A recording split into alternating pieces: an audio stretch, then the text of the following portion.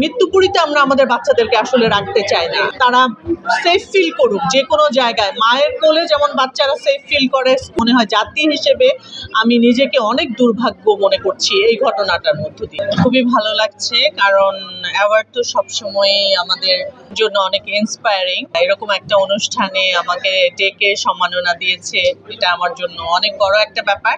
মাইলস্টোনের ঘটনাটা এটা আসলেই অনেক হৃদয় বিদারক একটা ঘটনা, কারণ আমি নিজেও দুটো সন্তানের মা।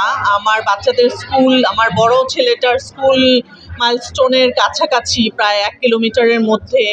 সো এটা যে কোনো ভাবে এটা আমার বাচ্চার স্কুলেও হতে পারতো, এটা আজকে আমার বাচ্চার সাথেও হতে পারতো। সো এটা কোনোভাবেই গ্রহণযোগ্য না যে ঘটনাটা ঘটেছে, এটা কোনোভাবেই গ্রহণযোগ্য না। আমি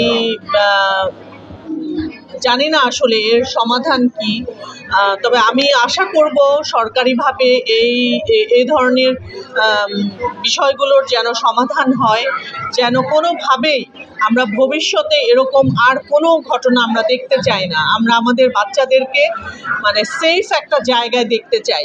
আমরা চাই আমাদের বাচ্চারা সানন্দে তাদের স্কুল প্রিমিসেন্সে ঘুরবে, তারা ক্লাস করবে, তারা বাইরে যাবে, তারা মাঠে খেলবে। মৃত্যুপুরীতে আমরা আমাদের বাচ্চাদেরকে আসলে রাখতে চাই না। আমরা চাই তারা সেফ ফিল করুক যে কোনো জায়গায়। মায়ের কোলে যেমন বাচ্চারা সেফ ফিল করে, স্কুল কিন্তু এরকম।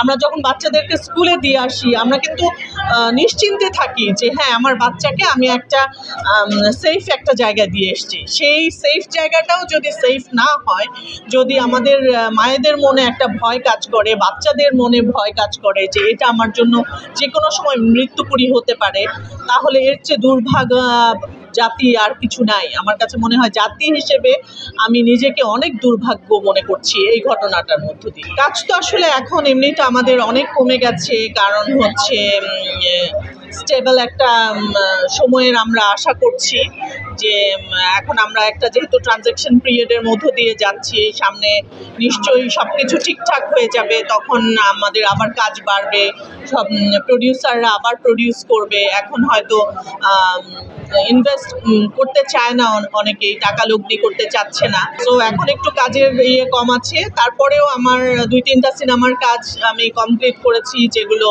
রিলিজের অপেক্ষায় আছে। ওটিটি প্ল্যাটফর্মে কাজ করছি 2-3টা। ফ্লাইট অ্যাটেন্ডেন্ট হিসেবে অনেক সময়ই দুর্যোগপূর্ণ আবহাওয়ার মধ্যে পড়েছি। দেখা গেছে যে ফেরার পথে হয়তো ল্যান্ড করা যাচ্ছে না, আবার আমাদের ব্যাক করে চলে যেতে হয়েছে, বা চিটংয়ে গিয়ে ল্যান্ড করতে হয়েছে, এরকম হয়েছে।